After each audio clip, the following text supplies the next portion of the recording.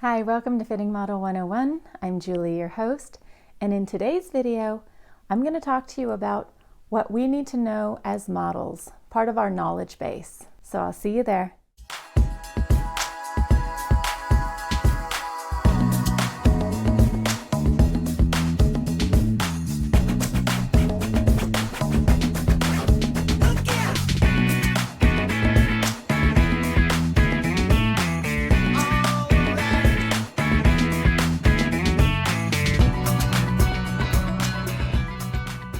Welcome back to Fitting Model 101. I'm so glad you could join me today.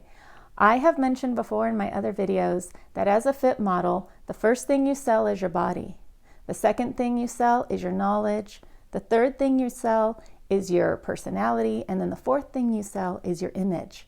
Today, we're going to move on to number 2, and we're going to sell our knowledge. So as a fit model, knowledge is so important. It's like number 1 priority besides having the correct measurements. And we're going to start off in this category with the knowledge of fabrics. So I have lots of fabrics here with me today. As I don't know if I've mentioned this in the past, but I was a fashion designer. I had a clothing line and I've done some shows and sold to some small vendors, but in fashion you have to have lots of money. So that didn't go very far, and I love fit modeling because it is a low stress industry. I get to go in and have fun with everybody I work with, but I don't have to take that stress home with me like most people do in the fashion industry. So I got out of design and I got out of manufacturing, but because I've had a knowledge base in pattern making and design and just fashion design in general, I understand fabrics. So as a fit model, it's very important for you to understand fabrics because you're trying on fabric, as I am right now, have something on. This is a knit and it has probably about 5% give. And this is just stuff I've known because of my background as in fashion design and going to fashion design school, but also just years working in the industry. So I'm going to go over a few fabrics with you today to help you gain an understanding in fabric knowledge and to just get you on that kickstart to paying attention to the labels and what it is you're trying on. So when you try on a knit has stretch. Like I said, this garment has stretch. It's probably about 5% stretch, and it is called a knit. Another garment that you may try on, for instance here, this is a woven. Wovens have no stretch. Some wovens will have mechanical stretch, but most wovens, mechanical stretch is just the give in the weave of the garment. So sometimes there will be a little tiny bit of give. In this one, for instance, this has some give because this garment, as you can see, is crinkle. So it's all squished together. That's called crinkle. And this is a crinkle chiffon. It is a woven. It is not a knit. It has no stretch. So they have to make a woven garment bigger for the body than they do a knit garment. A knit garment can be the same measurements as your measurements, or even up to 2 to 3 inches smaller than your own measurements. But in a woven measurements always have to be 1 inch to 4 inches bigger than your body, depending on the garment. This fabric here is called chiffon. It's see-through. Chiffon is almost always see-through, and you can have different kinds of chiffon. You can have a burnout chiffon, or you can have, this is a crinkle chiffon. You can have silk chiffons. So this is a black chiffon with lace trim, and nothing in this garment gives except for the fact that it has the crinkle. So they make this garment extra big so that you see the crinkle when you're wearing it. In a garment like this, you do not want the crinkle to be completely flat when you put it on. You want to put it on and still see the crinkle in your body. So this is chiffon. Another fabric I have here be this skirt, and this is called a crochet. It is a cotton blend crochet because it has no give. Again, here you can see there's mechanical give. So because it is an open porous crochet, it will give because that weave will open up. This crochet has a lining because it is a skirt, and this lining is also a cotton blend. This fabric is just cotton, and it is slightly sheer, very lightweight, so that it is comfortable to wear underneath this summer crochet skirt. Now this is a pair of Old Vince corduroy pants, and corduroy again does not usually have any give because most cord is made out of cotton, and the way that the cording is, it doesn't really open up. So this one does not give at all. So when they make corduroy pants, they have to add darts for fitting, and the pants will look bigger on the hanger because you have to make it big enough to fit the body. But this is a corduroy fabric. Some cords have stretch. In my line, I had some corduroy, and it had about 3% spandex, so it was allowed to stretch through the body. But that is corduroy. So when you're learning about fabrics, it's also really important to pay attention to care labels. Care labels are how you take care of a garment after it's manufactured. Sometimes on a garment, you'll see the care label down in the side. This one doesn't have it. Let's look at this one here. That one doesn't have it. I bet this one will. All right, this care label is on the back. Lots of times care labels will be somewhere sewn on the side in addition to the regular label in the back. But for instance, this care label, hand wash, it's a crochet. Crochets you always want to hand wash because the washing machine will ruin the crochet. It will cause it to distort.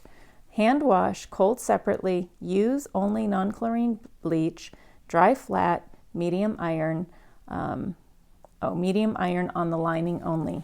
Okay, and so when you're paying attention to these things, try to keep them in your knowledge bank because it's really important for you to know how to care for a garment, because if you're trying something on and you see something strange on the care label, maybe there's misprinting or it's a silk blouse, but it says it can be washed, you'll be like, no, I know silk can't be washed. So you address that to the designer or the tech team so they can make sure that that gets changed before it goes into mass production. There's been times where garments have had to be pulled from stores. The whole line could be lost, or a whole garment could be lost because if it gets pulled from the stores because of a care label issue, that could have been easily avoided if more people were involved. And it isn't your job as a fit model you're not going to get in trouble. It's not your job per se to call that out, but it will reflect back on you that you're paying attention to all the little nuances in how the garment should not just be constructed, so the fabric should relay the same message back to the care label. And that's just really important, and your team will really appreciate that you're paying attention to those extra details. So this is a beautiful leather jacket. As you know, leather cannot be washed. Leather, wool, cotton should not just be washed because if they're already treated for pre-shrinking, that's okay. Leather, you don't want to wash. It will ruin the leather quality over time. You can get away with it, but it beats up the fabric too much and it can rip in time and it will distort the colors. So this tag says it is lambskin leather and the lining is 100% polyester. They also call this lining acetate. So it's a nice quality acetate. But again, it can't be washed. So just know your fabrics, figure it out. Lots of times when you're doing a fitting, they will make a garment in what's called a muslin. And this is my roll of muslin. Muslin is just, it's a blend of cotton polyester. It does shrink. It's woven. So lots of times if you're making a woven garment, you will use a muslin like this. And if your company has a similar fabric to what they're making the garment in, they won't use a muslin. They will actually use a fabric similar to the one that's going to be approved. I have some other fabrics here. This is a knit lace. As you can see, it has a lot of stretch. Take off this one. This is a great lace. You can use it in many things. You can use it in tops or skirts, blouses. I love using knit fabric because it's so much easier to work with the body. It molds and shapes the body. But again, good to know, this is not cotton based. It is a polyester blend knit, and it can be washed. Just know that knits will pill. So certain fabrics, especially ones that have a lot of holes and texture like this, or this is a jacquard, there's a print woven into it. It will cut, the more you wash it, the more these little hairs or balls will form. And maybe you've seen that in your sweaters or your t-shirts over time. It gets all these little balls, and sometimes you can shave them off with a razor, but that's called pilling. And it's a good technical term to use when you're working in the industry, because you can look at a garment, and if it's been moved or it's just shitty fabric, you'll be like, oh, this is pilling. It has pilling all over it. And then they'll know not to use that fabric for manufacturing, because a fabric that pills too easy will get high returns on, because people don't want something that looks nice and then 3 weeks later it looks like an old ragged garment. This is another fabric, one of my favorites. I love sheer fabrics, but this is, oops, I got one more down here. This is a voile, and it does not want to open up.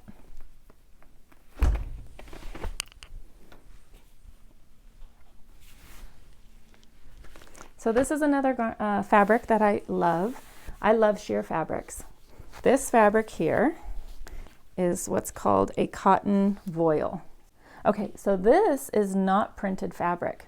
That's why you see the print through the front and the back, because this design is knitted into the fabric. So when this fabric was created, they laid it out, they put the design into the machine, and it knew what thread colors to pull to make this entire design, which is beautiful. The nice thing about fabrics like this is you want to use them in anything where you see the backside of your fabric. So if you have a beautiful dress with maybe a front ruffle, you know how sometimes you see the back of the ruffle and it could be white, and then you see the print and then you see white. Well, that's not very pretty. So it's really nice when people use dyed thread and they have it completely made and it's not a printed with a white back. But again, this fabric will shrink because it is voile. Voile is almost always cotton. Another great fabric to use in the industry, linen. Linen is wonderful. Sometimes it can be itchy and yucky, but this is a really nice linen blend. It might actually have some cotton in it. Some linens can be coarse and scratchy against the skin, or if it's a linen slub, it will feel itchy. But this one's really nice. It's got a lot of flow to it, and it is a little sheer, but because it's dark, you could make this into a skirt, jumpsuit, a relaxed dress, or even wide leg pants. So I love linen. Linen, you need to know, can be washed, but it wrinkles like crazy, so you can always get it dry cleaned. If your linen shrinks, you can iron it and you can get back your length most of the time. Here is another polyester fabric.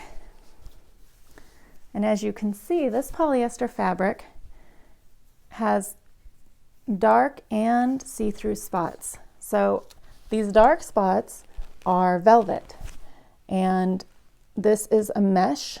So what happened was there was velvet that was placed on this fabric, and then it went through a process called burnout. And in the burnout is created a print. And so what happens is it burns out the rest of the velvet print. And so you only have velvet in some areas, and then you have the burnout where there's no velvet in other areas, but it creates a beautiful sheer print.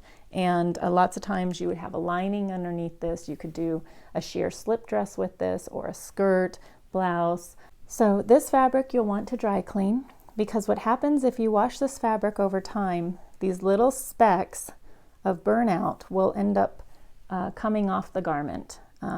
Because the wash can be rough, and the water and the drying can be rough. And also, when you dry your garments that are knit, it can end up breaking down the spandex or lycra in the garment. So a lot of times, you know, we want to throw our knits back in the dryer so that they get small again, but over time it ends up ruining your garments. Your denim, same thing. If you have a stretch denim pant, the more you throw it in the dryer, over time it ends up losing that stretch and the recovery, and then your pants are just going to be blown out. So it's best to hang dry anything with lycra or spandex in it, because the dryer, the heat breaks it down and it ruins your garment over time. I had a designer that I worked for, and she was wonderful, but she dry cleaned everything she owned. She dry cleaned, even her t-shirts. So all her garments look like they were brand spanking new, because she always dry cleaned everything. And I could never understand why her tops look so crisp and clean and brand new when I'd see her wear them 3-4 years later. And she told me, she's like, "Oh, I dry clean everything." And I went, "Oh, I didn't know you could actually do that." I guess some people do, but I'm old-fashioned, and I do my own laundry still. So I didn't know, but I guess if you want your garments to last longer, take them to the dry cleaners, you know. Get a good rate from your dry cleaner if you're dry cleaning that much stuff. This is another polyester knit with stretch. It's a one-way stretch, so you see it stretches only vertically. The vertical of the fabric is this way, the length of the roll. And the horizontal of the fabric is from raw edge to raw edge. And this fabric is a knit, and it has only a one-way stretch. It can be washed. This is a shirting or suiting fabric. You can make this into a cigarette pant or a nice fitted blazer, and it would look beautiful.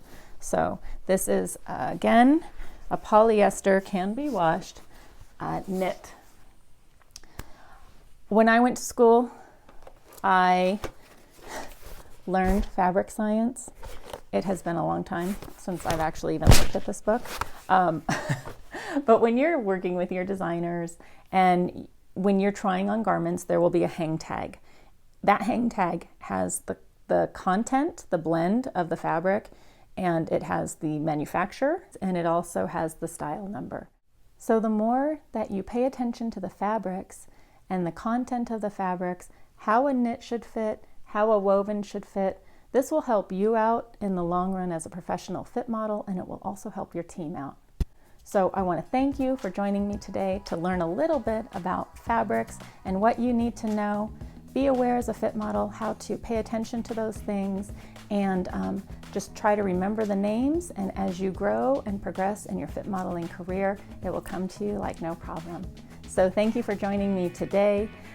Next time, we're going to continue down the rabbit trail of knowledge, and I'm going to teach you about sewing and also different constructions. So I'll see you then.